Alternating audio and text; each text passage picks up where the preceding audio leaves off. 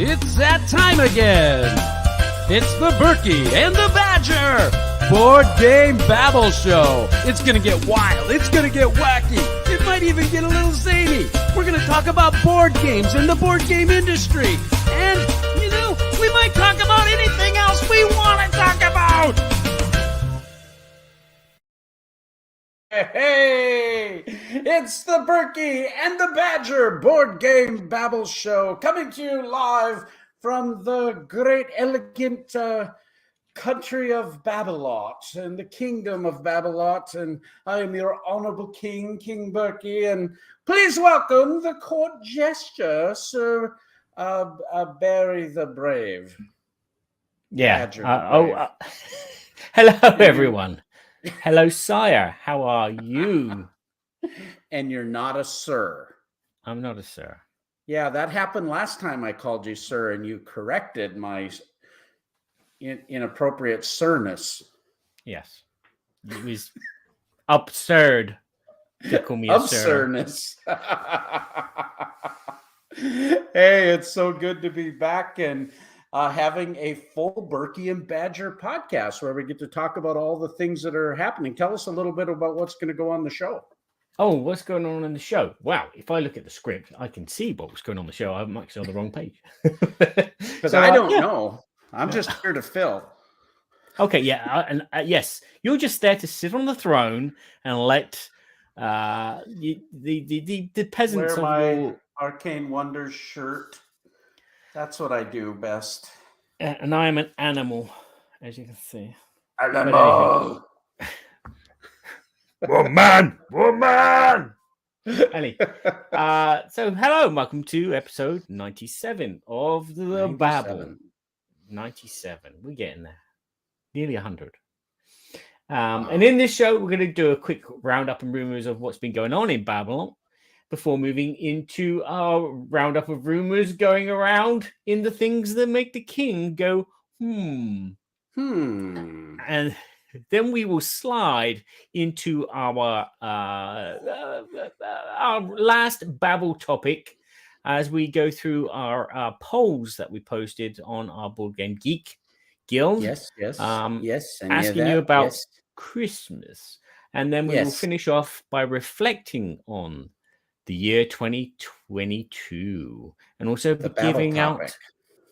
Yeah, we'll be giving out our picks for the games that we've enjoyed, which were released in 2022. Yes. And no. And yes. And yes and no. And yes. No. You are in good spirits, sire. Okay. Well, it's going to be a lot of fun. So what's been happening in your neck of the woods over there in Babblot? Excuse me. Kabuki Kid is here. Woohoo! Now we can start. All right, take two. Okay. Yeah. Hello, welcome to the Berkey and Badger's Board Game Babble. This is Sire Berkey, and this is... Anyway. We have two halves, which equal a whole pit.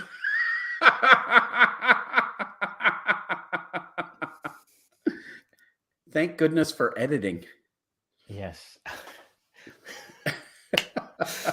So, what's been happening in my neck of the woods? Not really much. Lots of musical work coming in at the moment. Lots of ideas and offers coming from Lucky Duck Games, as well as working on apps for a Christophe Bollinger board game. But most recently, I have set up a new website. I saw that. That's awesome. Yes, because here it is, Barry Doublet and the Balance of Power. So yes, I've set up a new a website, and it's musicofbarrydoublet.com if you're interested, where I've posted most of the music that I've done, which is allowed to be played publicly. There are other things which I can't do, like on Sirenscape app. I can't really post anything of that unless I post a bit of a video. So you can find all my work there. this sadly is to do with the fact that I'm going to be closing down my boardgameseverybodyshould.com website. Number one, because it's more expensive than this website. And number two, from a business point of view, I need to be promoting myself as a compositor, a sound designer, for, projects like board games or role-playing games or whatever. So, yeah, but there you go. That's what I've been up to. I've been working on creating a nice, lovely website, which, as I said, can be found at musicofbarrydublet.com. Well, tell us a little bit more about that with Board Games Everybody Should. Are you going to just quit doing board game videos, period, then? Or are you going to still do some and put it on the new site?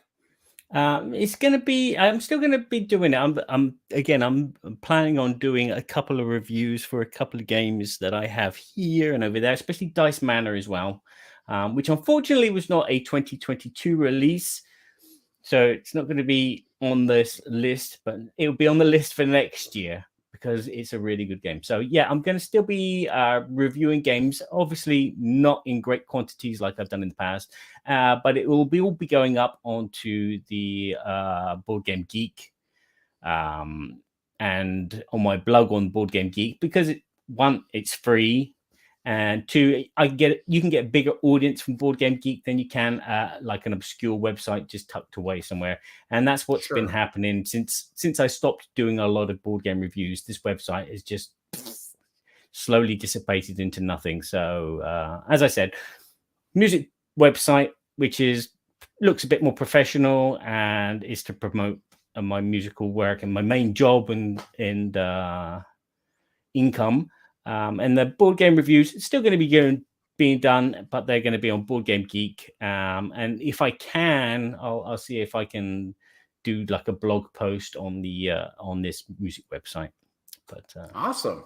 Yes. Well, that's exciting news, because I know your work is getting more and more renowned. I mean, a lot of major companies that have high quality production are contracting you to do these beautiful soundscapes, and I've listened to many of your products, and it's just amazing sounds that, again, with gaming, creates that extra level of immersion. So congratulations. I'm proud of you, Barry. I think you do a great job. I think there you go. We both do added immersion for board games. You create an ambience for comfortable board game playing, as well as the luxury of not having to fetch your dice from the floor, because it's all saved on the table with the glorious mats that you have. And me, I just add that air of ambience in the background, so it adds to the theme of the game. And Trent Turner's here. Hey buddy, so good to have you on the show. Yes, it'd be interesting to find out what your picks are. Well, so how oh, go ahead. Yeah, so how edit, cut there, pause for drama so effect. Bad. It is. Well, I think you get to talk to each other. That's what it is. But, that's the thing. What have you been up to, sire? Well, I always think there's a little lag too. We get a little bit of internet lag. You being in France, me being here. It seems like there's this half a second, and then sometimes we're talking over before you've heard everything, and back and forth like that. Yeah. But anyway, I've just normal stuff. We've been finishing up the fulfillment. Most of our European products finally arrived and got through a very painful customs experience that shouldn't have happened. There was nothing wrong. It cost me about $7,000 to get through German customs to get everything released to everybody, just because they decided to pull an inspection for no reason except to do it and take their time doing it and charge me. So that was a crazy situation that I didn't appreciate. But a lot of work going around finishing up all of that. So that's mostly what I've been doing. But I've been collecting food resources. Yeah. Particularly fish. Because I got to feed my people. Got to feed my people. No, but I want to. We were just talking about this the other day, actually. But my ice house, my fish house, went out to the lake. There's about 14 inches of ice on the lake, and I've been out ice fishing. Ooh, nice. You know, we're in Minnesota, and it's 10 degrees out here. And, after, you get cooped up in the house, you get that cabin fever thing going on. You say, I'm going out to the ice fish house, and I'm collecting resources. And I've caught a couple fish, and I'm eating them and feeding my peoples. Okay, no, I saw in the show notes collecting resources. I thought you were actually not collecting board games anymore, but you're actually collecting, like the Jamie Stegmaier resources, and you would collect all these different types from all of these different companies. Yes, of course I'm doing. Of course I'm doing that. That continues. That never ends. Okay. No, coins, bits, bobs, buttons, cubes. It's all happening, baby. It must be nice just to be sat out on a frozen lake, waiting for your frozen fish to be caught. Hey, Jody Grenier is here from Canada. Thanks so much for joining us, Jody. Good to hear you from you. He's asking, what fish are you catching in Minnesota? Walleyes, mostly. They're also catching panfish and crappie, but I'd like to go for the walleye. Yeah. Kabuki has caught a delicious bass. A delicious bass. Not a normal bass, not a stinky bass, but a delicious bass. Oh, that's what's been going on. So before we get into things that make the king go, we have our sponsor. And what is our sponsor? Our sponsor is actually Game Toppers. Why are we talking about Game Toppers? Well, because I own Game Toppers. And I pay for this luxurious sponsorship. Trust me, I pay for it. Yeah. I'll tell you, it's been really exciting. We're basically done with fulfillment. People are getting stuff in Europe. The United Kingdom stuff is being dropped off now, even this week. Same thing with Australia. So most of that's all done. And we've been working frantically on all kinds of different things to finish that up and for future projects.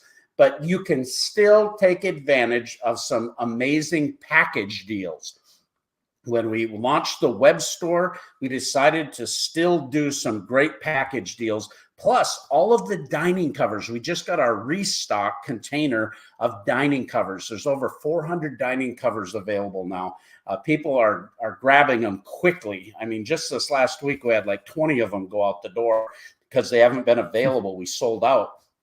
You can take advantage of the Sherlock Holmes dining cover or the Watson dining cover, plus a plethora of mats, our premium 3.6 millimeter stitched edge, high density thematic game mats, 20 styles of mats. And you can take advantage of those at special prices where you get a free mat storage bag included with your purchase of that. So you can go to shop.gametoppersllc.com or gametoppersllc.com. We'll have links to take you to the shop, but you can order right now and stuff is shipping out in 2 to 6 days. We say that just because sometimes the holiday and all that kind of stuff, and if someone was sick or something like that, but we generally ship out every day.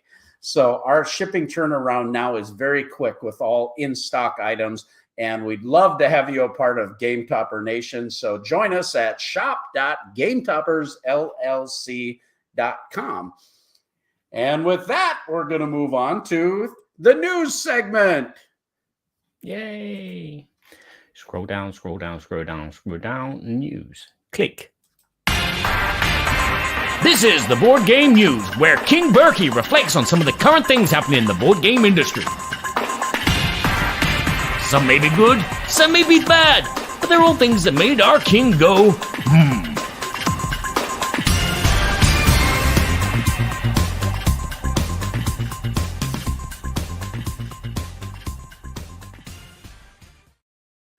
Gall Napoleon, pinching my neck meat.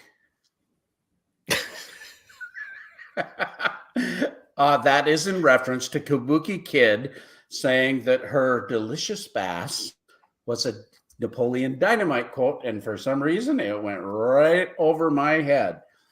God, Napoleon. That's I love that show, actually. So the most quotable movie, I think. I love that show. Maybe other than The Princess Bride, right? Ooh. Wi-Fi. Did we freeze up? I am. I'm getting a message saying that the internet is a bit weak at the moment. So the internet is a bit weak. I apologize. It might be because it's like 7 p.m. here, and everyone's coming home from work and dogpiling onto the wavelength. What would happen if the internet broke? I'd have to phone you then. But then the internet would be broke. The phones probably wouldn't work. Oh yeah, true. Yeah, I forgot. I mean, the carriers would probably not be able to function because the internet broke. I mean, everything's tied to the internet. I remember when the internet. This is a whole nother topic, so this is a rabbit trail. But I remember when it first came to Fergus Falls, and we could barely send. And we could go look up some information from the government website. It was like, who cares about this? Semaphore. Yes, Trent. Semaphore. Yeah. That's a word for smart people. I don't even know what that means. No. Semaphore. Explain yourself, Mr. Turner. Explain yourself. It's another form of communication. It's with the flags. It's how the ships used to communicate with each other from a distance. Oh. Before Morse and telegraph and all that. Oh. I actually know something. Maybe from a faulty, not Faulty Towers, a Monty Python sketch. I think it was like Wuthering Heights, the semaphore version. So instead of Braille, it was done with semaphore flags. But anyhow, well, we better keep moving along here. Yeah. So my fault. My things that made the king go I need to pull it up here real quickly. This was very interesting. This has been in the news for a little bit. There's a lot of upheaval about it, but this is the Dungeons and Dragons WotC Wizards of the Coast OGL, the original game license thing. Okay. So anybody in the chat, you guys have some information about this, please feel free to join in the discussion, because I honestly don't know a ton about the original license. What I do know is what WotC has come out with the statement. I do know what the outrage from the D&D backers essentially, basically, they wanted to go and try to charge people for creating new content, as I understand it. And anybody that was using the original system, they were going to go and charge. And they said, oh, no. We were just kind of putting it out there to get feedback. But when they first put it out, it made it look like, hey, this is what we're doing. And if you don't like it, too bad. This is a legal document. And D&D fans worldwide went ballistic. Ryan Dancy, the CEO or the president, I think, at AEG, was one of the original people with that license, and they started forming a petition and had like 15,000 people sign it already. Companies like Pathfinder, which is one of the biggest ones, has started to create its own licensing rule set, whatever, that can be more open, license for the future. People went nuts over this. Well, then WotC started backing off and kind of soft pedaling the whole thing. No. This was we just wanted to get some feedback, and we're not going to change this provision. We're not going to change this provision. No, we're good. Well, then the thing that made me go, because it's really not my world. You know, I've played D&D a couple times, but it's not my thing, and don't know that much about all the details. But Critical Role, according to ICV2, put out an ambiguous response to D&D OGL 1.1. An ambiguous response. That's a big word. Response it is. So Critical Role has issued an ambiguous response to the recent D&D OGL controversy via their company Twitter account. See, they still use Twitter. Some people don't use Twitter anymore. They still use Twitter. In the recent tweet, Critical Role stated that they will stand behind both their industry peers as well as creators that are making the new RPG system and original ideas. They also briefly referred to the formation of Darrington Press, the Critical Role ventures into tabletop publishing, although not by name, and as a way they have broadened the field of creators to help the game industry. This statement was made after Critical Role, which has a massive fan base in TTRPG community, came under pressure to issue a response or be at risk of collateral damage from the fans still enraged over Wizards of the Coast handling of the D&D OGL. Yeah. The statement itself read as though featured some level of legal craftsmanship, and with good reason. Why is it good reason, you might ask? I'm so glad you asked. Because there's a big because there. They likely needed to walk a fine line between not criticizing one of their biggest sponsors, Wizards of the Coast in D&D, while at the same time quelling the fan base's simmering outrage. The company was clearly stuck between the proverbial rock and a hard place. Backing one party over the other in conflict could potentially be detrimental financially. Wow. So the whole thing made me go, what do you think about all that? Well, it's not going to change your world, really, but Excuse me. it kind of infringes onto my world because I work for Sirenscape, and Sirenscape are not a partner, but they are. I can't think of the word, but they are Wizards of the Coast have endorsed them to produce content to accompany their adventures, which is what we do. So it's not going to really affect that side too much.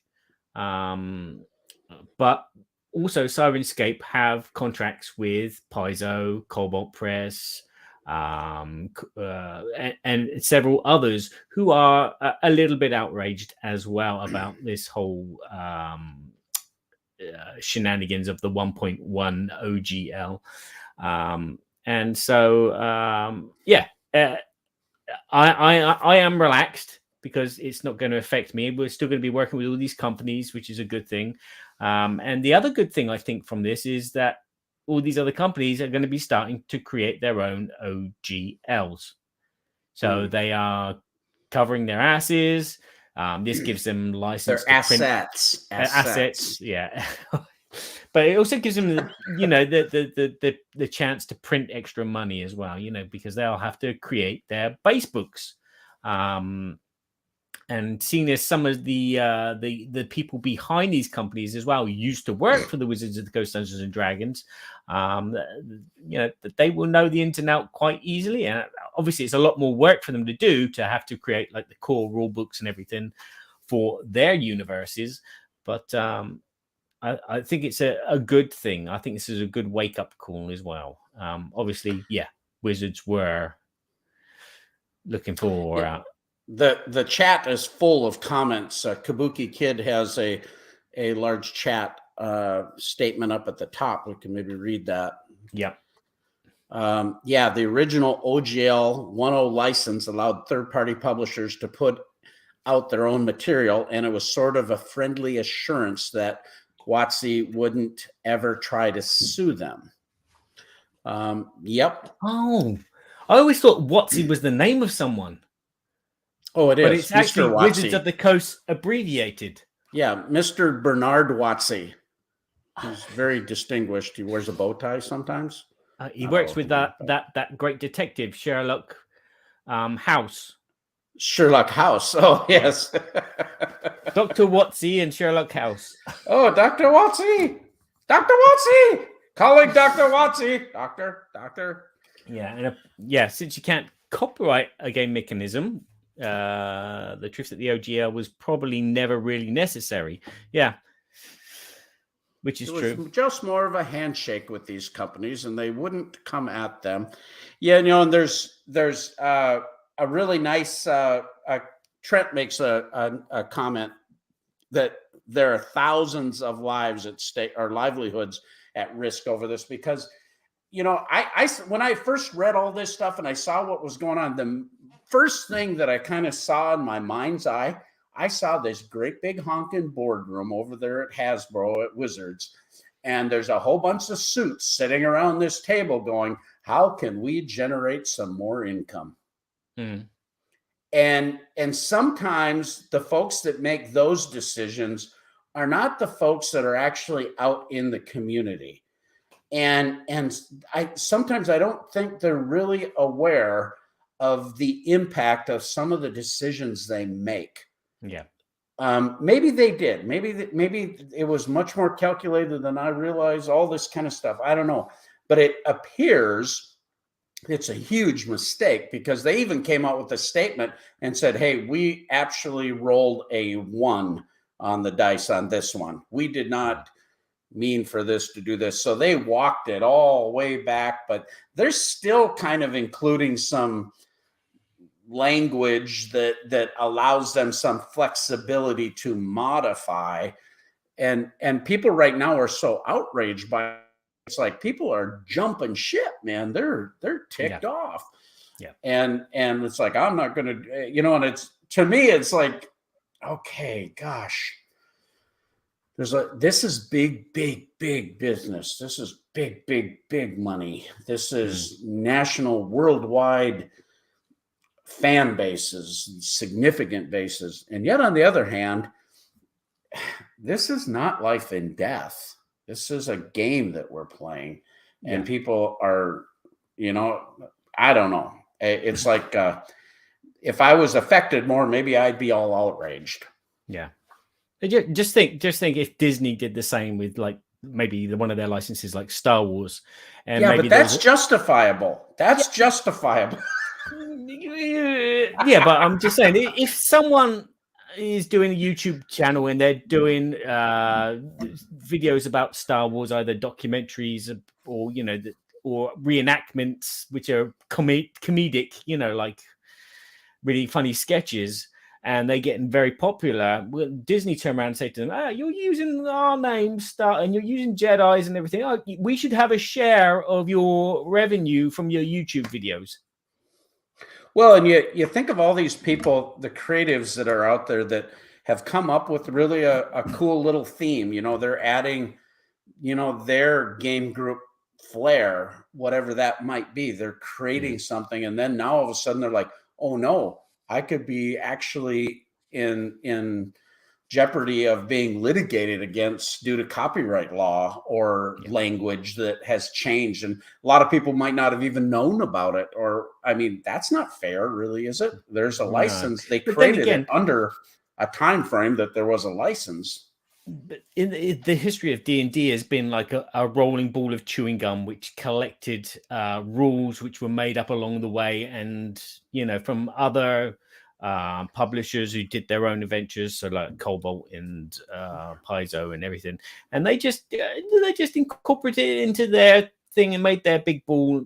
I mean, I heard stories about someone that introduced the thief mechanism, the character for D&D, which was never in before, and it's like, okay, that they introduced it, and then it got absorbed, and then D&D are making money from someone's idea, and there's probably more people playing thieves than there are playing barbarians.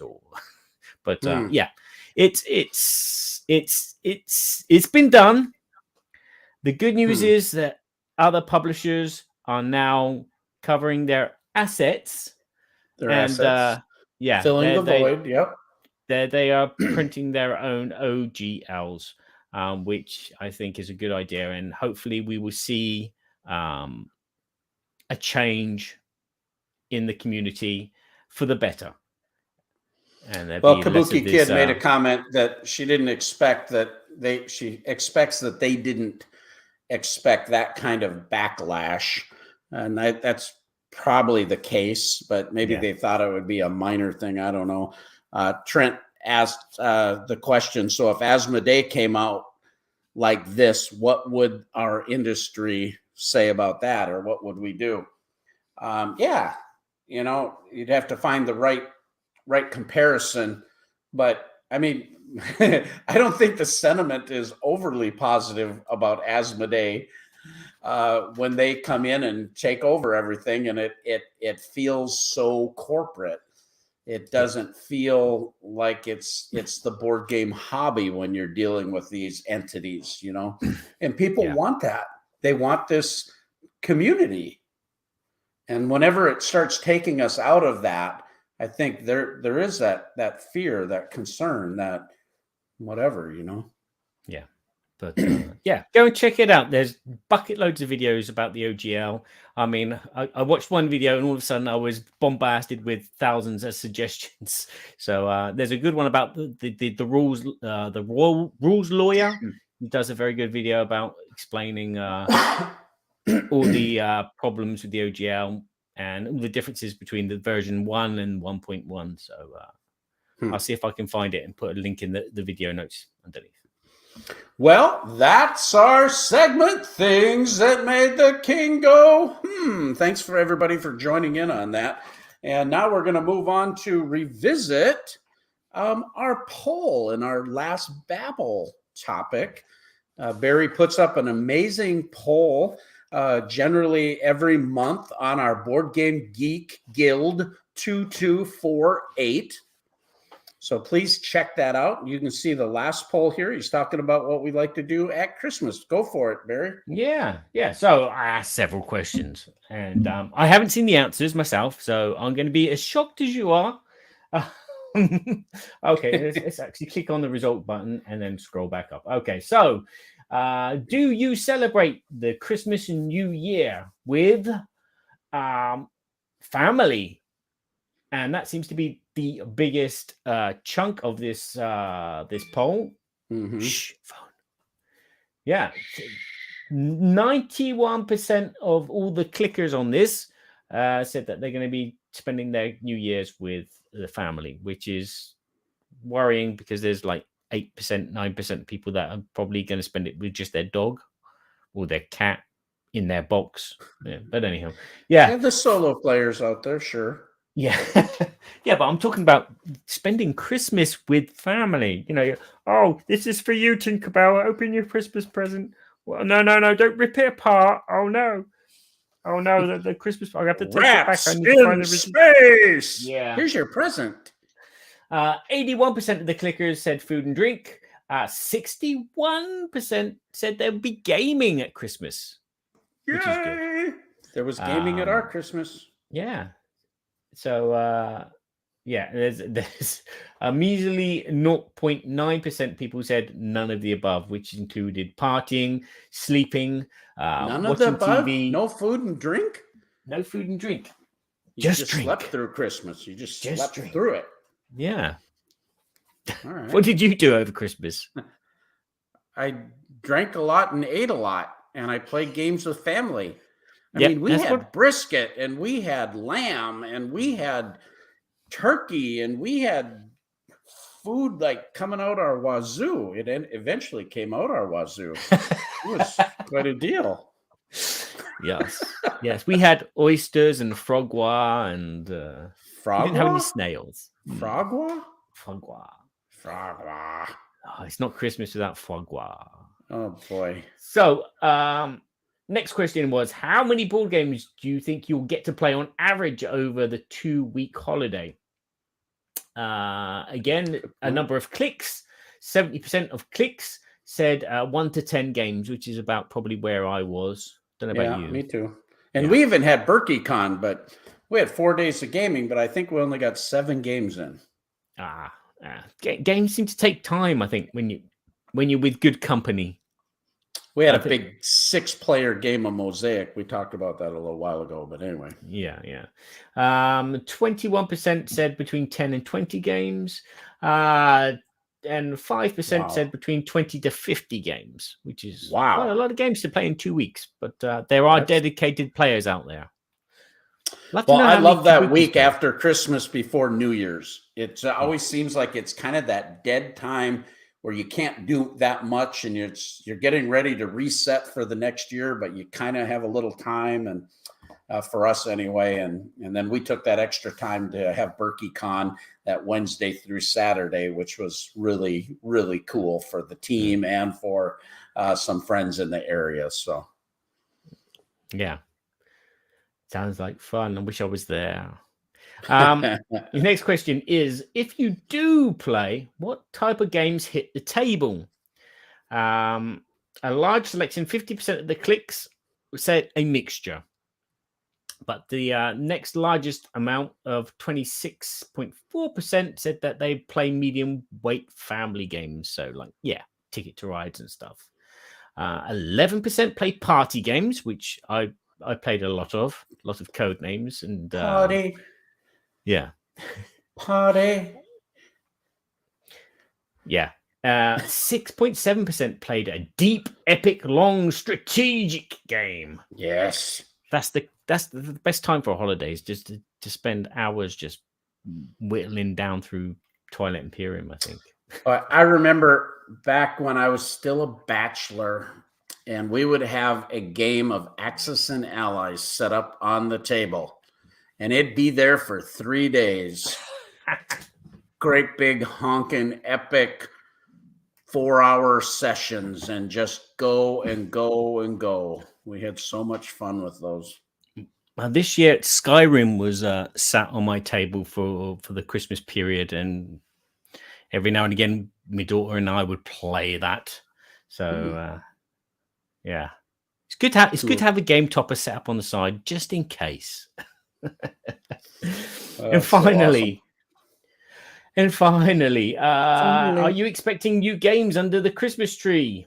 It's a kind of almost half and half. It's mainly 57% of people said yes, and 42% said no. I fall into the no category. Yeah, for me, it was no for me personally, except I bought me some gifts. I did. I went to Miniature Market. I don't have a local family store here. I went to Miniature Market and I got me some games. Ooh. I did. So, yeah, happy birthday to me. Happy Christmas to me. Then,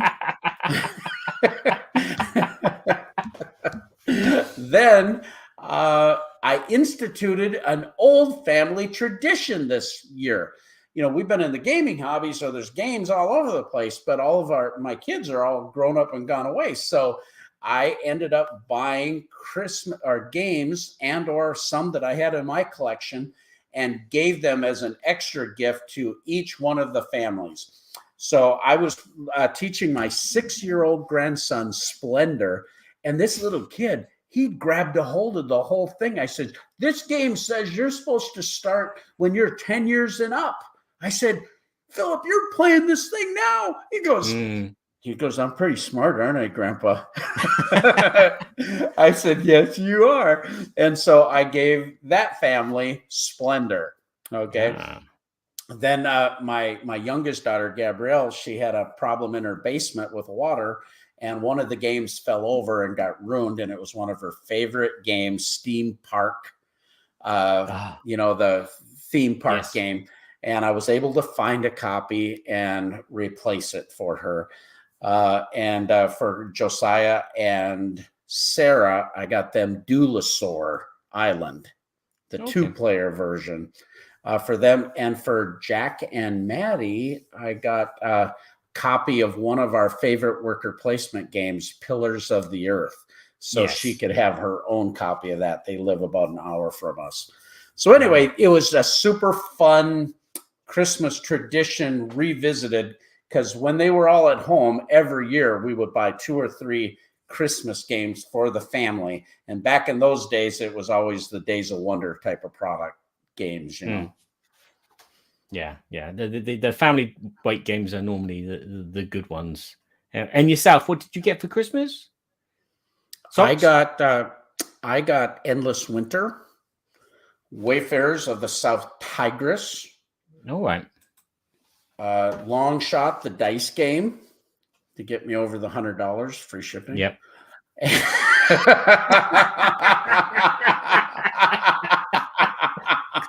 I still do that.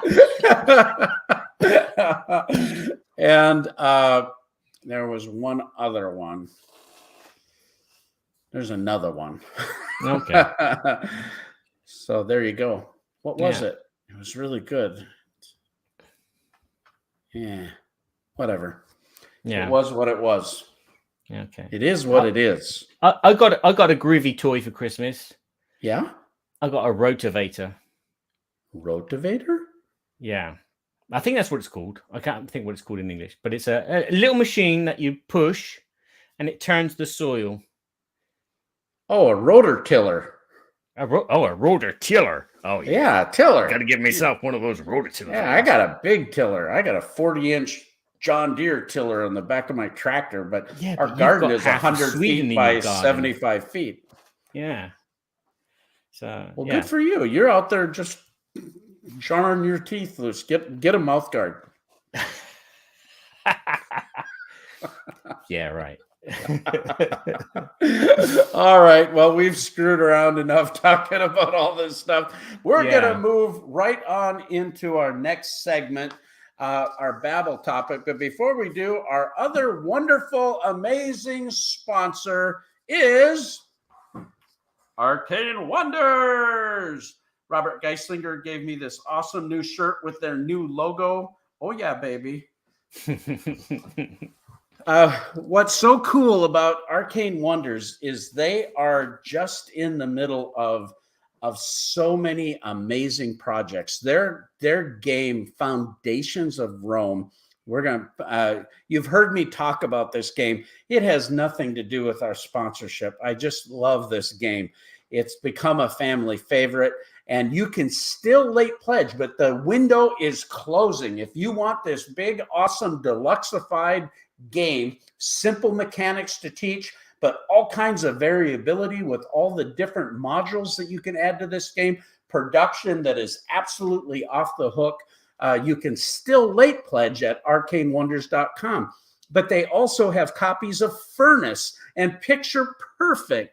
The new Dice Manor game is supposed to arrive in the United States this coming late February, March, is my understanding.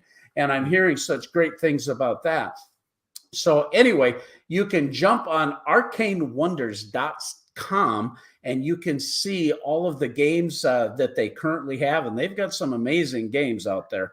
Ruby Combat Ready. They have Onitama, one of my favorite 2-player games. You can take advantage of all these games there, and stay tuned because there is some incredible announcements coming up on Arcane Wonders. If you haven't subscribed to their newsletter, go do it, because I'm telling you, some stuff that's coming out that I know about, but I can't talk about when it comes. If they'd have to take me out if I talked about it, and they will take me out if I talk about it. So I'll talk about it later because they won't know I talked about it.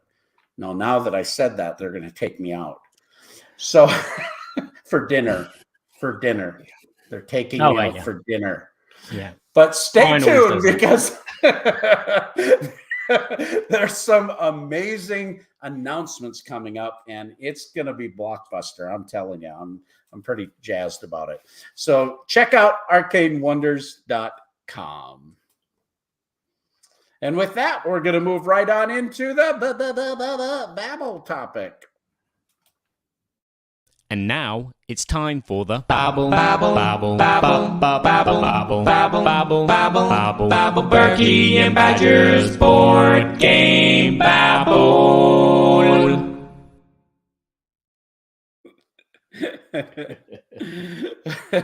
We're having fun today, aren't we? Oh, yes. Toilet Imperium. Toilet Imperium. I love that Toilet Imperium. Twilight Yeah. Imperium 4. Give me 12 hours of my life. On the toilet. Yeah. So, what are we going to talk about?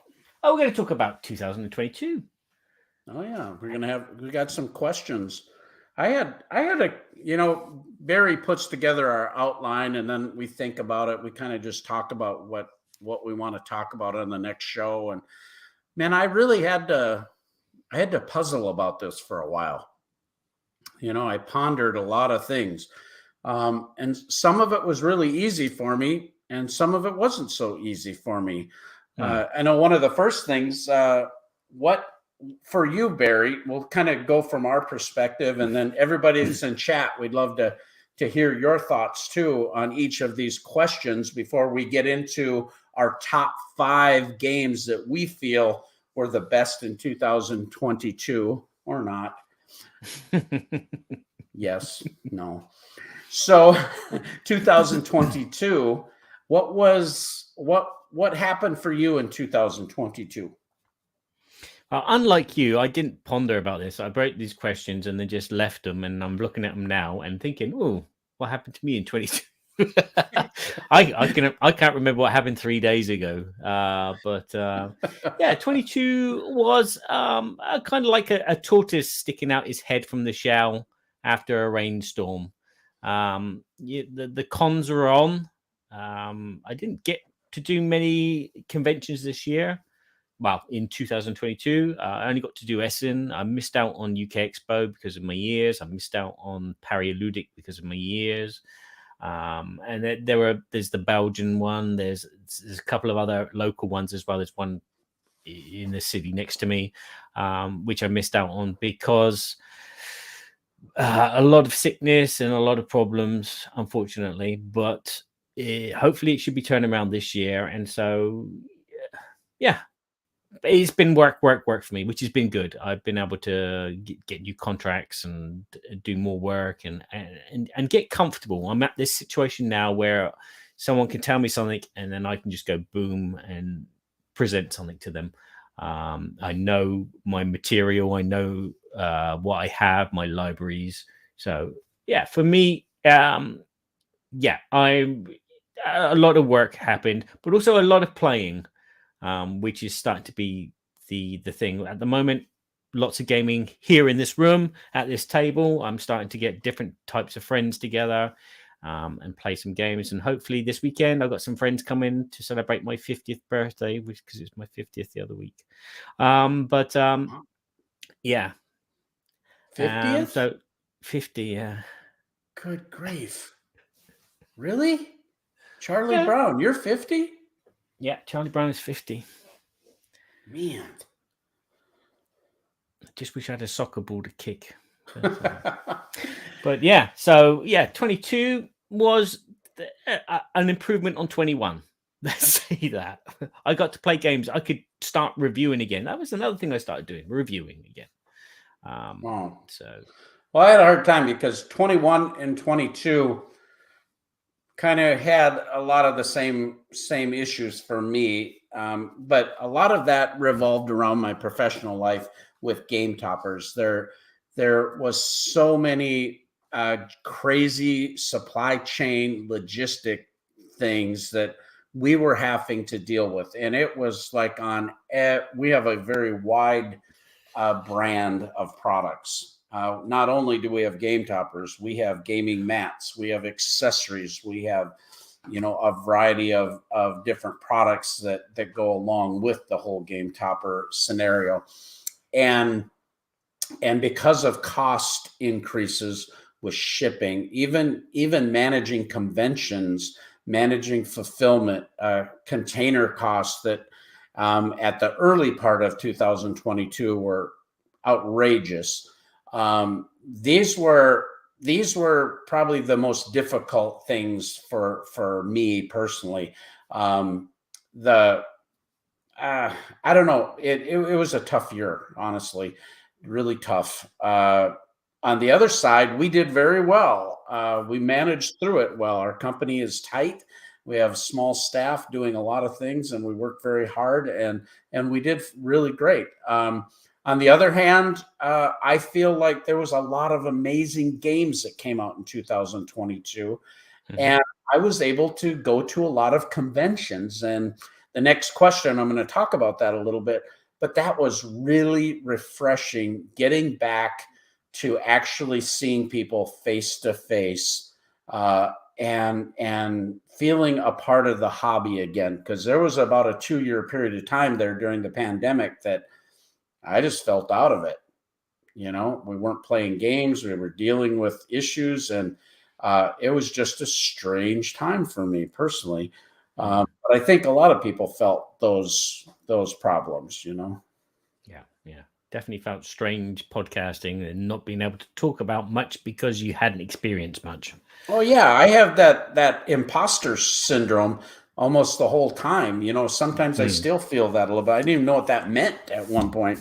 What do you mean imposter syndrome? Yeah, it's like, I don't know if I have anything relevant to talk about. Does my opinion matter even? I'm not hardly playing any games. Nobody's, what are we doing?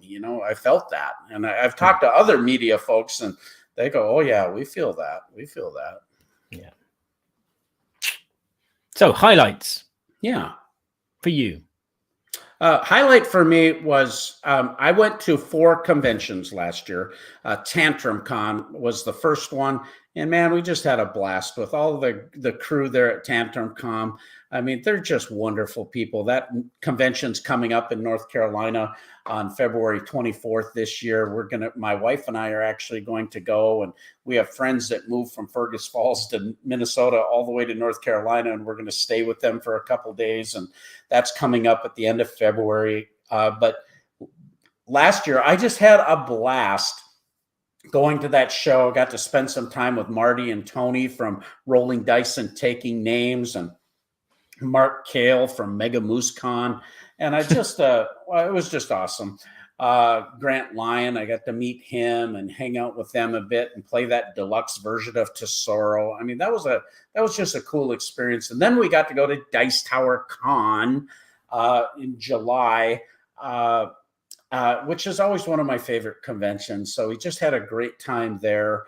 The UK Games Expo, my good friend Kelly Hughes, who's a professor of economics at a college about an hour from us. He just came over on Monday, actually, and played games with us on Martin Luther King Day. And he went to the UK Games Fair with us. We had such an awesome show. So many wonderful people in the UK. Richard Denning and all of the guys there just did such an amazing job. Finney and all those guys. I just love the show. We got to go to Warwick Castle and go to the town of Warwick, and we just had a blast. And then the end all to get all was PAX Unplugged in Philadelphia. I got to hang out with Jamie Keggy, my dear friend, who's recovered so well from his illness, and I was just so gratified to hang out with them. And Don Baggett, who I just love Don. I just feel a kind of a kindred spirit with him. And we got to play Arc Nova and went out to Fogo de Cao's, a Brazilian steakhouse, and just packed both legs full of meat, just stuffed meat in them. Yeah.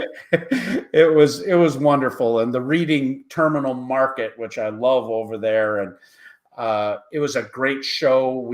Chris Whitpan, we got to stay with him and his lovely wife, Sharon, at their home the day before. And then we got to spend some time with them, which was a real treat for me. I love those people. We had the first look area where we had 120 dual logoed game mats at PAX Unplugged.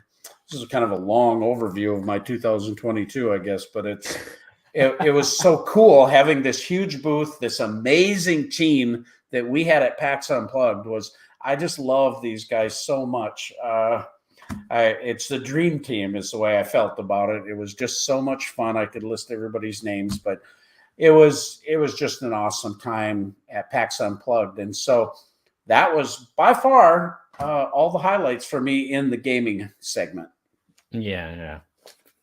For me, it was hanging with the Bombay X team at Essen. Just every day working for them is a good laugh. We joke, but we work, and then the evenings are eating and drinking this wonderful food in these wonderful restaurants near the hotel, and just having a good laugh with good people. We didn't play any games.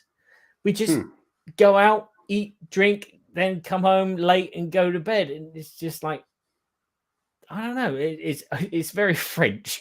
Yeah. It's very French to be, just work all day, come home, eat and sit at the table and talk and laugh and drink and talk and laugh and then crash. But that's the French life. And apart from that, the other highlight was actually having oh my god, my head has gone vid. It's Nicolas Fuchs, who's one of the writers and designers behind the game Lands of Malia. Had to have him come here regularly, about like once every 2 months, and play games with me, and also to teach me the Lands of Malia, which seems like it's going to be right up my street as a kind of like an adventure game with its narrative, choose your own adventure kind of format, with some dungeon crawling and some combat and some puzzles and some. That is a highlight. Just having him, his brother, and his sons come over every now and again and play games, and I get to learn a lot of new games from them at the moment. They're always teaching me this new stuff that they just found, and yeah, highlights. Playing games. I see some of the sentiments in the chat here too. Jody said nothing like catching up with good friends, and those. Kabuki Kid said getting regular weekly gaming group. These things were things that were lost for a little while, and now they're returning. And I'm starting to see a little bit more of the humanity returning in the gaming space. For a while there, I was feeling like the humanity is being lost, and everybody is charged about a lot of things, and it was like, wow, this is not very fun. No. I think that's what happened.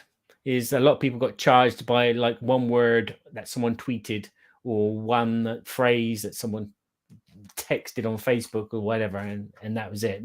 People just vented because they couldn't have any other way of, expressing themselves. Or I think it tells you it's not good to be cooped up. No, it's not good to be cooped up. Although that is my life. Well, I think we've there's one more question, and I don't know if I have an answer to this question, but it said, what big news shocked you in 2022? And I was just racking my brain to think about anything. The shipping cost is what shocked me. Is the only thing I could think of, because we went from $5,000 container shipping to $23,000 at one point, and it was so personal and so difficult that I had no way of planning for that. So the word shock, that's the only thing I could come up with. I don't want to whine about that anymore. It's just that was the only thing. But I'm curious for everybody in the chat. And I think this might be, a good thing maybe in the poll. I mean, we can maybe have people's favorite games in the poll for the new poll too. I was thinking that we hadn't talked about that. But while we're talking about this, if anybody has any comments, what shocked you in 2022? Barry, why don't you go ahead, and then we'll read what anybody in the chat has to say. What shocked me was that there was no scandals. Okay. In the board gaming world, not that I know of. I remember for years it was like, oh, so and so did this and so did that. There was an incident with Stefan at Yellow Games, and then there was incident with was it BJ, whatever his name was, Honeycutt, and it's like there was none of this. Yeah, there was none of this this year. It's like, yeah, no one going, oh, I hate Tom Vassell now because he used the word inappropriate. I don't like that word. And there was so there wasn't any. There wasn't any. Yeah, okay, I follow you. Yeah. So that's interesting. Well, most people weren't getting together, so it's like it was other things. But yeah, in the gaming space, what Jody asked a question about specifically in the gaming community. Yeah, it's what shocked you. There's, I don't know, shocked. It's like observation is a word maybe, but nothing really shocked me except the shipping thing. That's the thing that was very alarming. I think that's what got everyone the most is the shipping costs and everything and all the problems with shipping and getting stuff done. So Kabuki says, for me, it was the Wizards of the Coast reprinting, revising list cards, granted as proxies. But it was $1,000 for 4 packs of random proxy cards. It was a bit of an alarm that Hasbro was cutting open the golden goose. I don't know if I read that properly. But, yeah. It just reminded me of something else that Wizard of the Coast did. In the RPG world, there was a lot of people unhappy with the Spelljammer.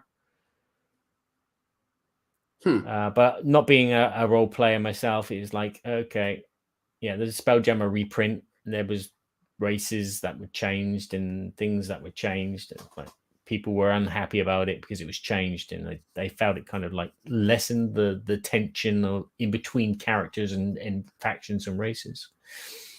I just had a thought about a game, but I was a little shocked by that great big deluxeified version of Castles of Burgundy. I mean, that happened last year, right? The big Game Found campaign. I'm pretty sure I backed it. I wasn't gonna, and then I just had to. Yeah. But I was shocked about this great big honking deluxeified thing that happened and how well it was received, because I love that. It's one of my top Stefan Feld games, but that kind of surprised me. All right. Yeah. Yeah, Jody says, I think after the past couple of years, nothing shocks me anymore. You never know what's around the corner. No, yeah. Kibuki says the Spelljammer apparently had to be reprinted because of the racist tones in it. Yes.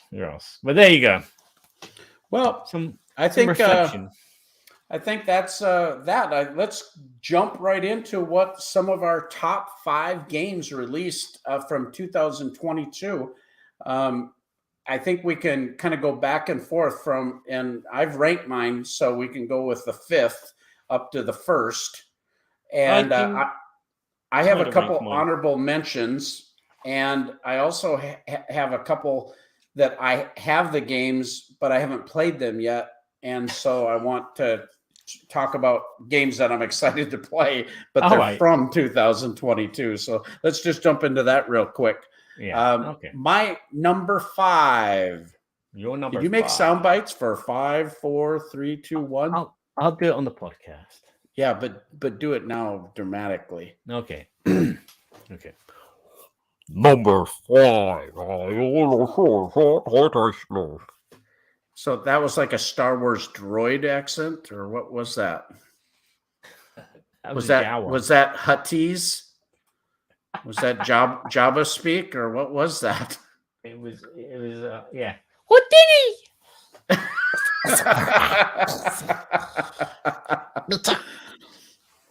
All right, I think for me, number 5 is a game I absolutely adore. I mean, all these games I really like. So I had a hard time with this, but I really like this game. This is a game from AEG, Alderatic Entertainment Group, and it's a pirate game. Yes, and I know someone else that liked that game. Kabuki. You know why pirate jokes are funny, don't you? Because they're dead. Jokes. Because they just are. Yeah, Dead Reckoning. This has the card crafting system. It has the amazing artwork from Ian O'Toole. It goes amazing with our Game Toppers pirate mat. It's amazing. When we played it, John Zinzer, the owner of AEG, saw that pirate mat and he had to have it, and we sent him one. And we even sent Ian O'Toole one. He was really impressed with it. But the point about Dead Reckoning is it's got that exploration thing. There's a little bit of a race. There's the card crafting. So you're leveling up with this deck building mechanism. The production of the game is remarkable. It's a big box. They've had a Kickstarter with an expansion now that's coming out. This is a campaign style game that you can play. Where when we were doing our Relevance Fridays early last year, we played through this about 7 or 8 times, and we just always had a blast playing it. There's just a lot of options. There's a little bit of a kind of an area control mechanism, but you can come and take it from somebody, and you're traveling back and forth. I don't know. It feels piratey. It's one of my favorite. I think my favorite pirate game was Merchants and Marauders. I think I like this one better than Merchants and Marauders. So Dead Reckoning from AEG.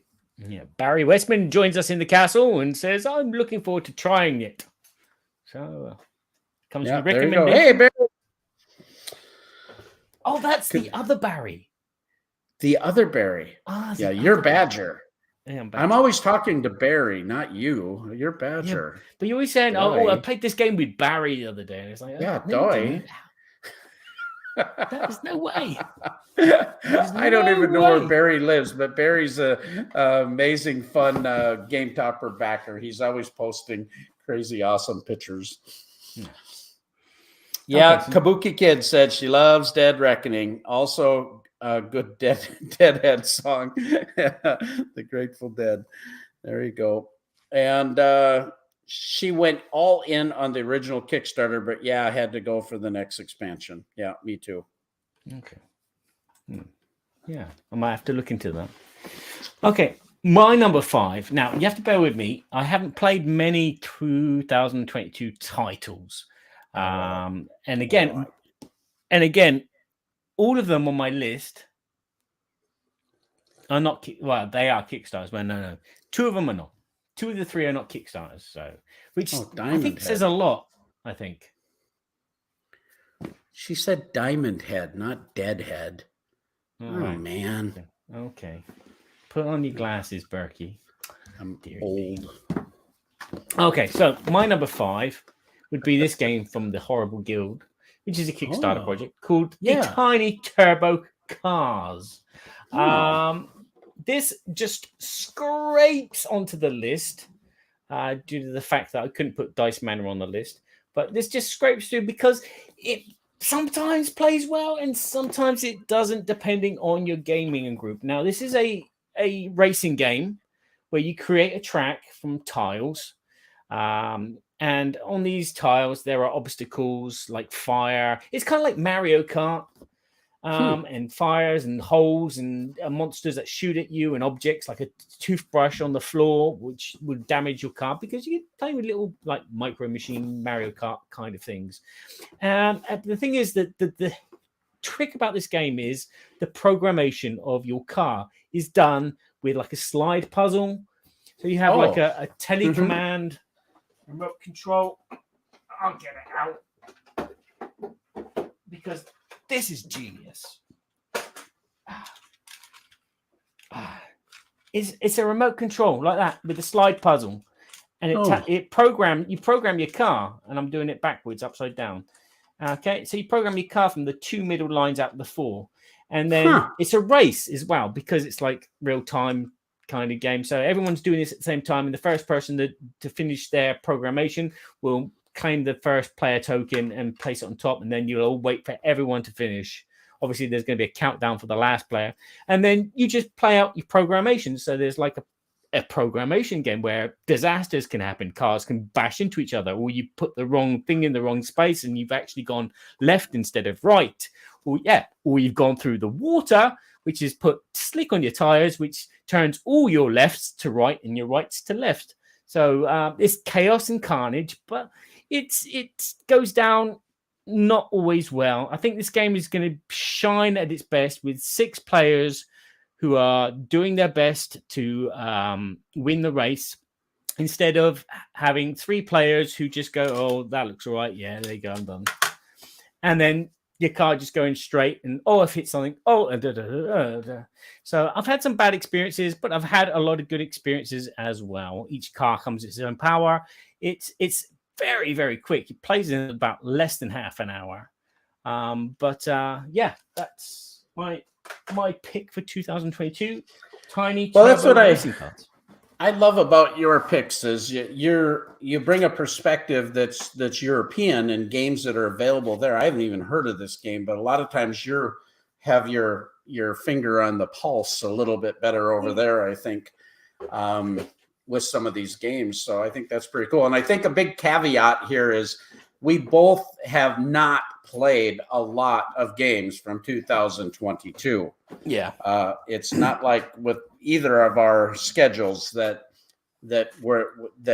this is a definitive list and means these are the best. That's definitely not the case. This is the best for us based on what we've been able to play. Yeah. So my number 4. Now, I said earlier that I'm going to talk about games from 2022 or not. Yes, no. Well, I'm picking one that it was actually published in 21, but it wasn't distributed. It's not cheating because it wasn't distributed into the United States till 22, and it wasn't even hardly distributed in Europe until the very end of 21. But this game is Arc Nova from Capstone Games. And this game has shot up the Board Game Geek Guild. I think it's in number 7 place or something right now. 4. I had the opportunity to play this at the very end of 2022 with Don Baggett from the Secret Cabal Gaming Podcast and Scott Walton and one of our helpers and good friends at PAX Unplugged and Sean Sitzman, who helped us at PAX and is in our local game group here. And we just had a blast playing this game. This has got those terraforming Mars tags, building. It's got a super unique, you're building this zoo, but you've got this super unique scoring track and then other track on the bottom. And when these 2 tracks meet, that triggers the end game. It's not this huge scoring where you're scoring 150 points. I mean, you might win. I won the game, surprisingly. And that's why it's my favorite, by the way. I had 8 points, and the next closest was minus 25, which was Don, who taught us the game. But there was, after the first 2 to 3 rounds, all of a sudden everything made sense to me. It's kind of a big teach. There's a lot going on, but once we got into it, I felt very comfortable with it. And the art's fun. The mechanisms were fun to me about the puzzle of how to combo this. And there was these moments where you felt clever. I just thought it was awesome. And I just think Clay and the team at Capstone Games, they just flat out put out great games.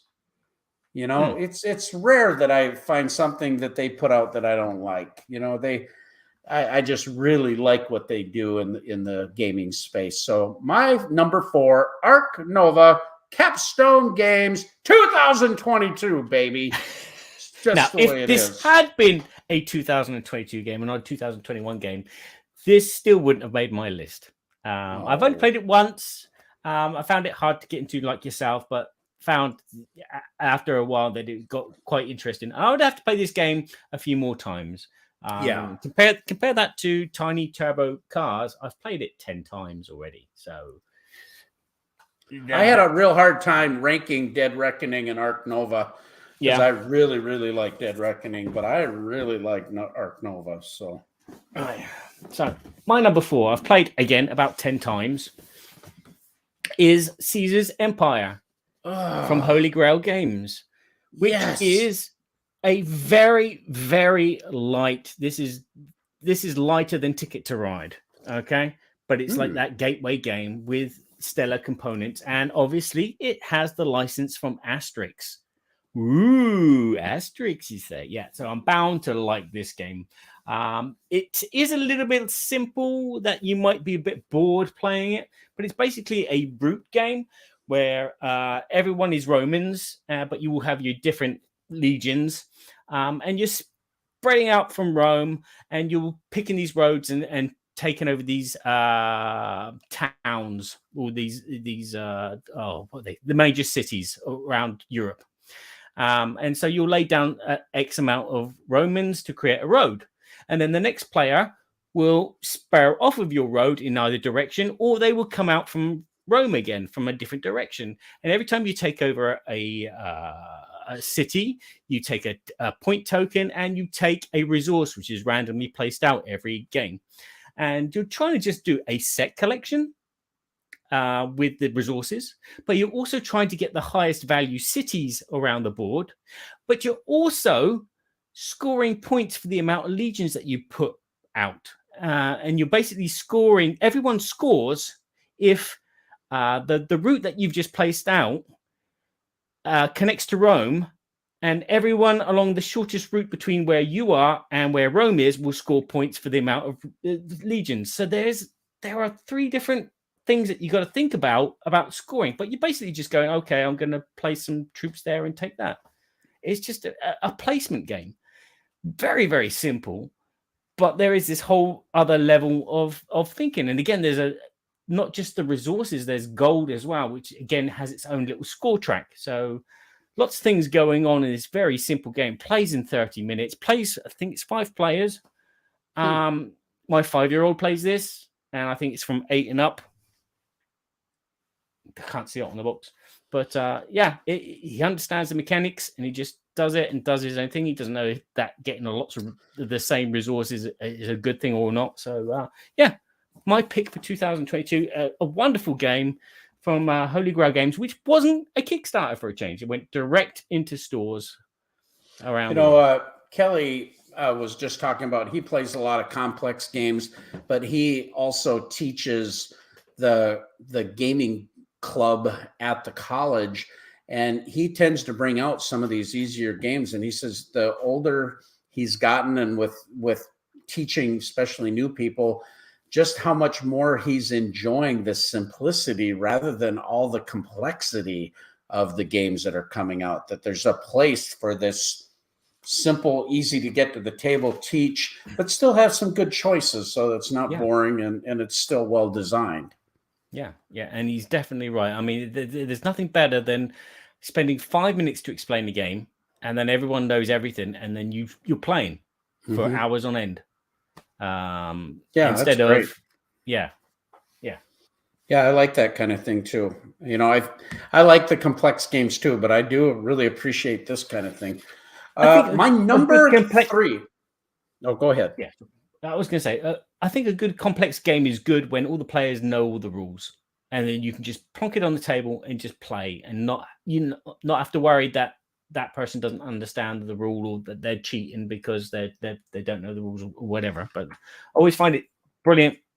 You plonk a game down, everyone knows the rules, simple or complicated, and you just play, and the experience is so much better than having newbies at the table, or complicated rules where people have different opinions about them. So, but anyway, yes, your number 3, Sarah. That's a great segue for my number 3, because this is a simple game to get to the table. It's pretty simple to teach. The mechanic is simple. You can play this. I would consider this a party game, but There's a lot of wonderful strategy. Again, here, this comes from AEG, Alderatic Entertainment Group. Did it come out in 22 or 21? It did come out in 22, and I did check all these, but this is Ready, Set, Bet. And we played this probably 10 times. We played this over Christmas with several different gaming groups. Everybody enjoyed it. It's got a little bit of chaos because, you know, it's really cool because you have this setup where you've got your betting chips, and you're going to get the value of that chip times whatever the odds are of all these different horses that are moving along the track. And these horses are rolled by dice, you know, so the odds of a snake eyes or a boxcars is different.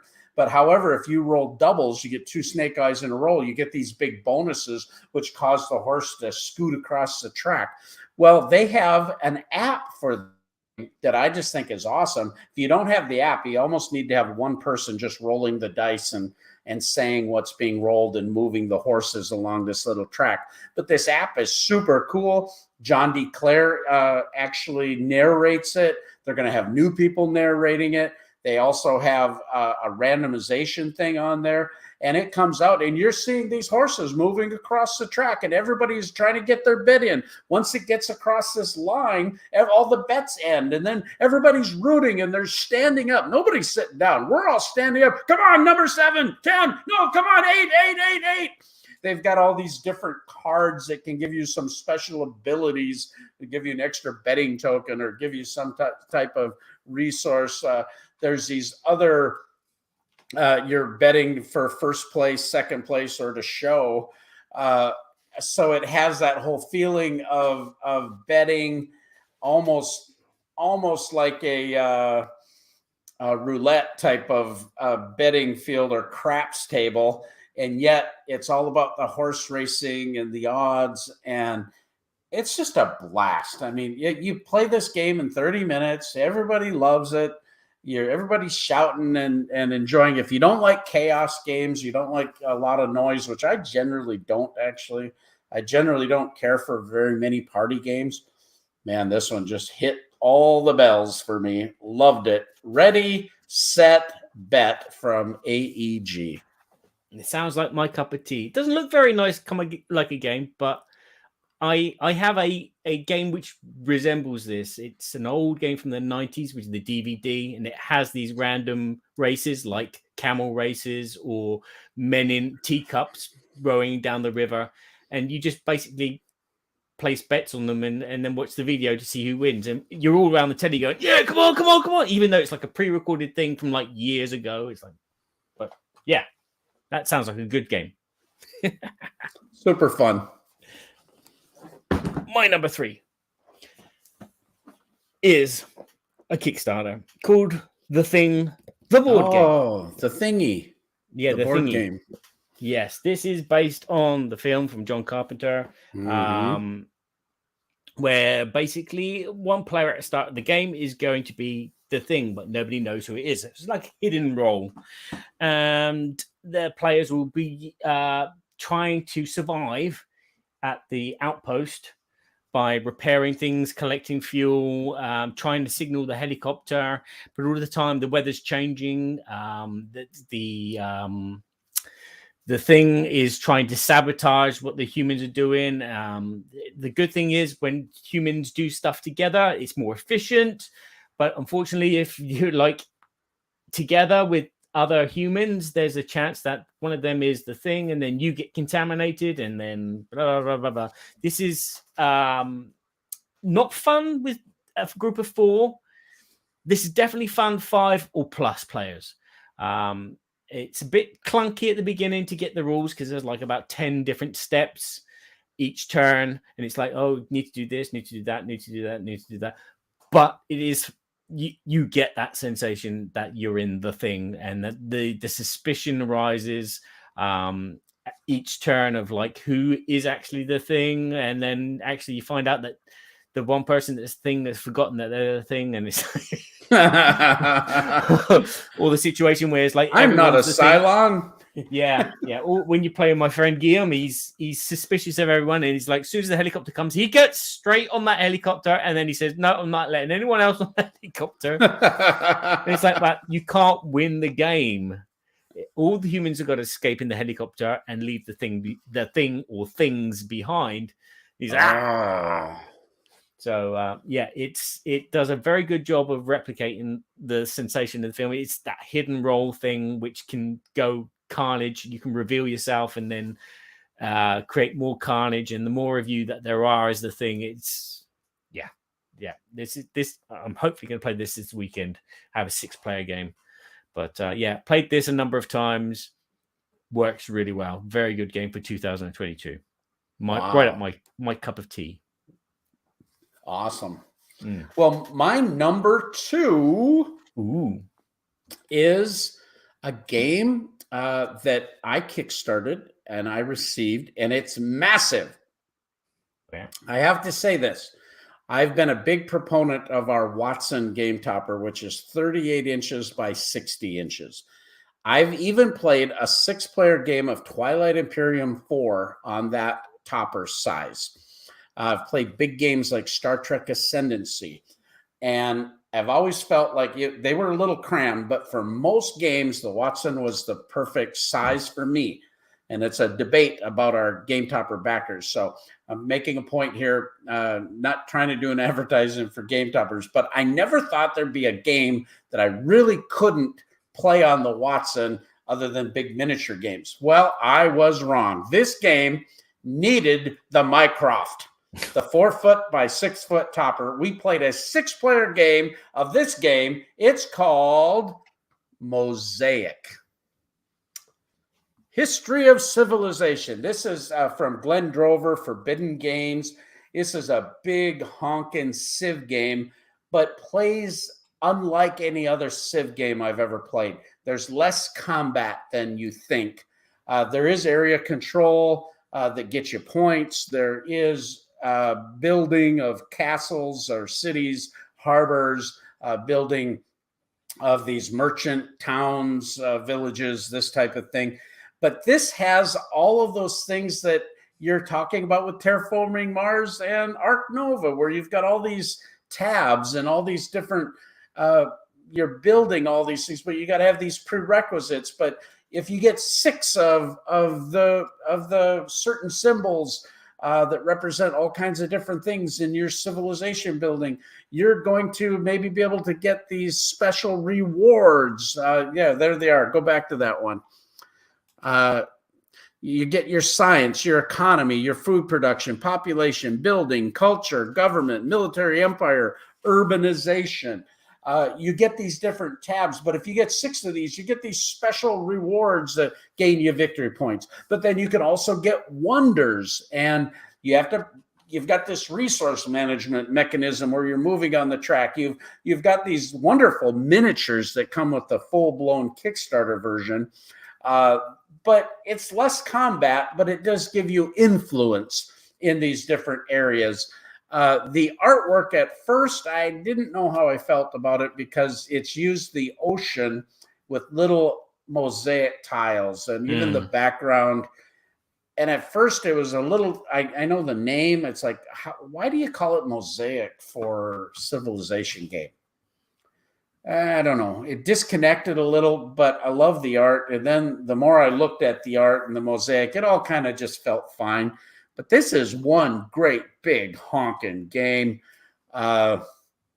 It's awesome. We just had a blast. I've played this several times now.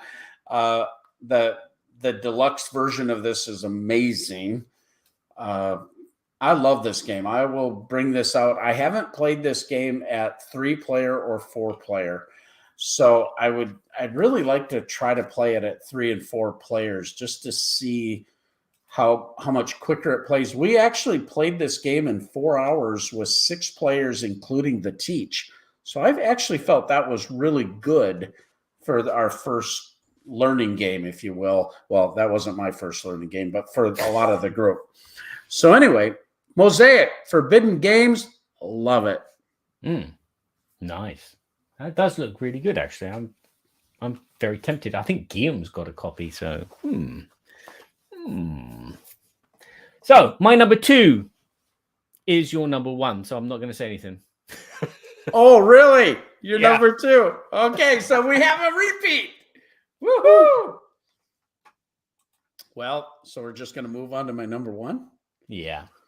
All right, because I don't know what yours are, so we'll have a repeat here. Full disclosure, everybody knows that we love Arcane Wonders, but this was an absolute no-brainer. I didn't even have to think about it. I didn't even have to look at the other games, because my favorite game of 2022, and a game that is in my top 10 of all time, it might be my 3rd of all time, is Foundations of Rome. There's something about this game. I played a prototype of this game with Emerson Matsuchi at Dice Tower Con 3 years ago. When they went to Kickstarter, Robert sent me a prototype of this game that was like one of the best prototypes I've ever seen. 3D printed modules, just like you're seeing with all the cities here of the deluxe version. It didn't have all the extra modules and expansions, but this game was just so elegant. We loved it. We played it and played it. Well, then the Kickstarter came out. I could not wait to get this. When I saw the production of these player boards, seeing we even developed the Roman themed game mat for this, and they loved our artwork so much. We commissioned them to sell a 3x5 of this mat, but also they used our artwork for the board on Foundations of Rome. So I have a lot of history with this game, but every time we play this game, it is so fun. I mean, you got 3 simple things to do. You're going to buy a deed, or you're going to build a building, or you're going to collect money. It's just that simple. But then you can each have player powers that give you a little bit. You can have a characteristic. There's different modules where you can trade and steal. There's these monuments that you just cannot stop looking at these monuments. I mean, I just love everything about this game. These civic buildings, the tension that builds, even though it's so simple, when you get to that 3rd era and you've went through the deck and everybody's vying for those deeds and those properties to, am I going to be able to combo and get a civic building next to that residential building? Or how much income do I need in the early rounds, and this tension going back and forth? And it's all crunchy. And at the end of the game, what am I going to do? I just cannot say enough about this game. I love it. People tell, it's overproduced. Baloney. I don't care. I don't want to hear it. If you don't like that, I get it. No problem. You don't want to spend the money that it costs to buy this awesome thing. No problem. But should have they made a cardboard version of this? Maybe. I know they've got plans for all kinds of things in this series, but this game is perfect in my opinion. I would not want to play this with cardboard. We shall see what they come out with. Yeah. Yeah. I mean, you know me, I like to trick everything out, but I just love this game. Love. Yeah. If you can afford it and you've got the space for it, this is definitely a great game. As Berkey said, it's very simple, but once you get playing, you think, this is too simple. Second phase or era comes along, and then your brain starts going, oh my god, I need to do this and do that, but if I do this, and they're going to do that, and oh no, and then the third one comes, and it's like you are literally crunching the numbers, and you're like, oh my god, and that's when the game really, really kind of like, it was simple, but now it's not. It just ramps up. My daughter Maddie, she goes, Dad, she loves Concordia. She goes, Dad, this might be my favorite game of all time. And she likes Orleans an awful lot too, but she loved this game. And we had over Christmas break during BerkeyCon, my wife went over to Chris and Hannah's, my oldest daughter, Hannah. They have 4 toddlers, children, 6 years and an infant that's, just turned a year now, Annie is. But it's a load having 4 kids. So trying to play games over there, is difficult with 4 little ones running around. Yeah. Hannah hadn't had an opportunity to get away from the kids to play games like we used to in quite a while. So Joan goes over there, watches the kids. Hannah and Chris come over, and Maddie, and we play this game. And Hannah ends up winning it. And she's like, I don't know if I get this, because she wasn't getting quite, the civic building, how that was going to actually score. But she ended up winning, and they had so much fun. And we just sat there and went, this is the best game ever. Yeah. So that's my number 2, and here's number 1, Foundations of Rome. Yes, it sounds like we are big sponsors of Arcane Wonders. I am. That's what hits the table, and that's what we enjoy playing. It's just the way it is. I'm really. It almost makes me sad that it's not ranked so much higher. But I think the reason it's not ranked higher is just it's not as accessible because it was such a big production. Yeah, big bulks, big price, but that's just the way it is. Hopefully this year, Arcane Wonders will bring out another version of it, more affordable, same kind of mechanics, but a different theme maybe. And then hopefully that will hit the floor rolling. And then people will have the choice of 2, big, expensive, glorious one or a economic, but still get that same sensation. Agreed. Tell us your number 1. I'm excited to hear. My number 1, well, spoke about this recently. Sea Salt and Paper from Babblot. Ah, you told me about this one. Cute little card game from Bruno Catala and Thio Rivière. Okay, Thio. Very, very simple kind of. I was going to say trick taking, but no, you're building a hand of cards from either drawing from a deck or from one of 2 discard piles. And you're trying to score points and call the end of the round when you think that you have the most points. Because once you call it, you can bank your points. Everyone banks their points. So you can bank normally, or you can push your luck bank by saying last chance, which means everyone has one more turn. And if you have the highest score of that round, you actually score your points and everyone doesn't score everything of their points. And vice versa if you fail. It's just a simple little thing like that, which adds this nice little twist to it.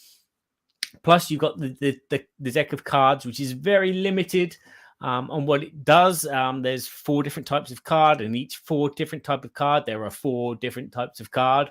So there's lots of things that you could do. There's cards which let you draw other cards. There's cards that if you collect 2 the same will let you take an extra action of some sort. There are cards which are collections, so you're trying to collect as many of these. The more you have, the more points you can score. And then there's these wild mermaids, which will score you points for the colors of your cards. So there's lots of different ways of getting points, but it's like having to do what you can with what's available. It plays quick. You can knock out this game pretty quickly. It's enjoyable. It's brand new. And yes, I work for Bombayx. And again, this is a game which I've played the most out of all the 5 games that we talked about. And if you think about it, I played Turbo Cars 10 times. I played Caesar's Empire 5 times. The Thing 5 times-ish. Foundations of Rome over 5 times. I think 7 times I played that. And I'm still like, I could do better. But yeah, this game is well over 10 times. Wow, cool. I think it was Dan King ranked this in their, oh no, it was the Brothers Murph ranked this in their top games. Yeah? Yeah. Cool. Well, speaking of that, I had a couple games that I'm excited to play, but before we get into that, we're going to have to close up pretty quick here. We're starting to go long, but I did have a couple honorable mentions. The reason I put them in an honorable mention category is because this particular game I've only played once, but I really thought it was amazing. I did horribly. I didn't seem to be able to figure it out. But it's really amazing. I like the mechanisms, but Josiah crushed us crushed us. Kelly did really well, and Joseph and I just barely beat Joseph by 1, but both of us afterwards are like, okay, we got to figure this out. I very much want to play it again. I love the production of it, but it's a game called Endless Winter by Fantasia Games. I just think it's really cool. I'm not qualified to talk very much more about it. We only played it once. I didn't do well, but so many different choices there with the dice to be able to have different abilities and get so many things. There was a lot of things going on. I really messed up by not getting my tents and stuff out quick in the game and getting up there and getting my monoliths out so I could get more cards in my hand. It's got deck building and worker placement and all of that, which are mechanisms I love. So the art production by Miko is gorgeous. I thought it was really cool. And then there was one other quick honorable mention, and I say honorable mention just because it's an expansion or expansions, but it's Dune Imperium, The Rise of Ix and Immortality.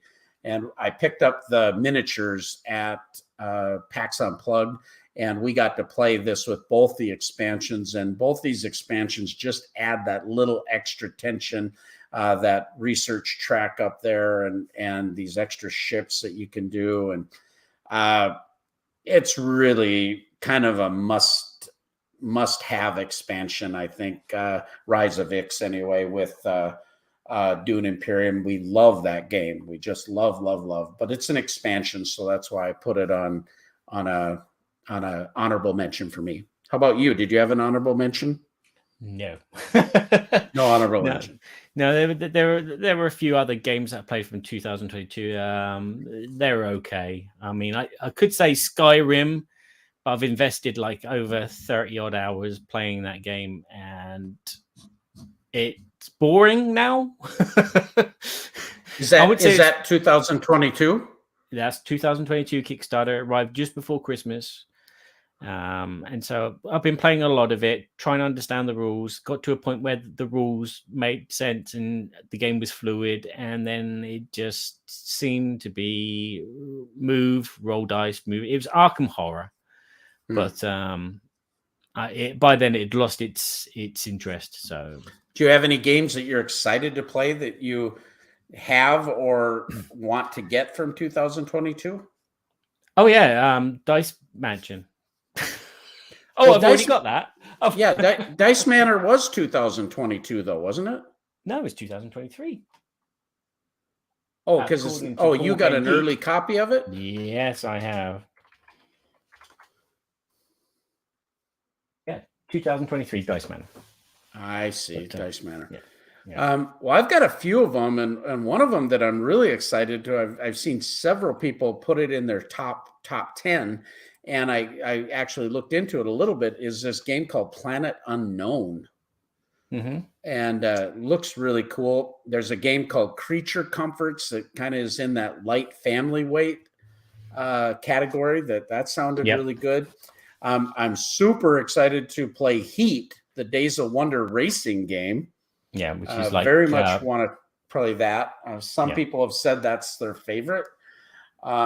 Marrakesh from Queen Games. I am super jonesing to play Marrakesh. I love Stefan Feld, and this one feels really great. And then Dan King keeps and the Secret Cabal guys. They kept talking about this card game called Mind Bug from Richard Garfield and another guy. I've heard about that. Yeah. They're saying it's amazing. I can't seem to find it anywhere. So I don't know if it's out or what, but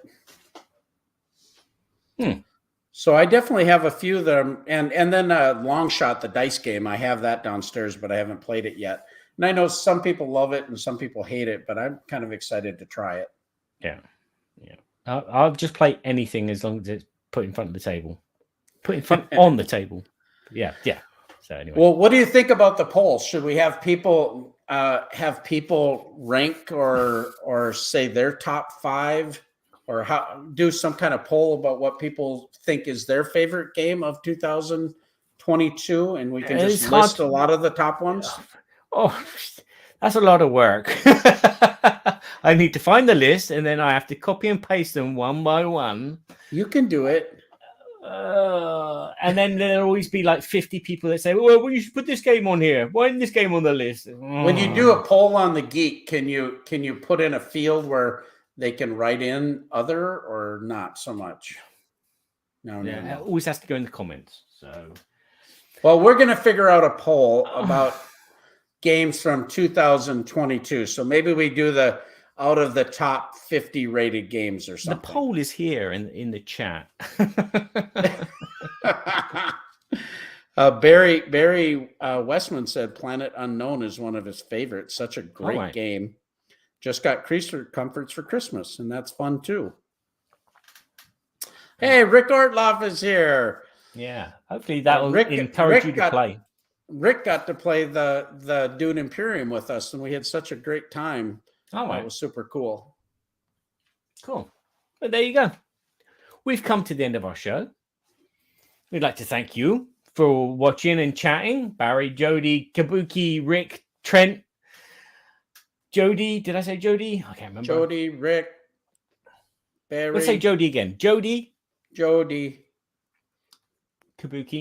Joby, Joby Gillis.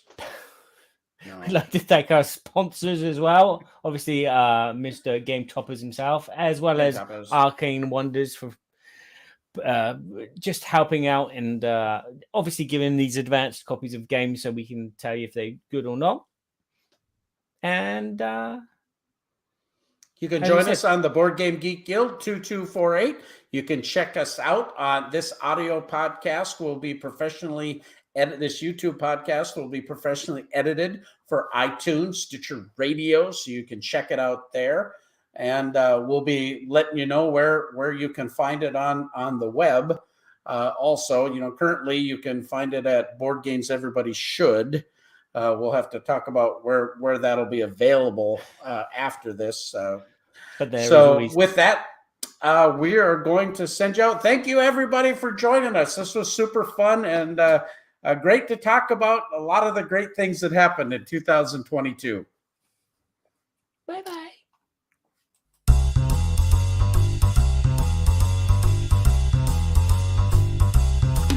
We're so glad we had this time together. Now it's time to go. It won't be long until we have another show. So keep us in mind, get online. Berkey and Badger will be back in no time.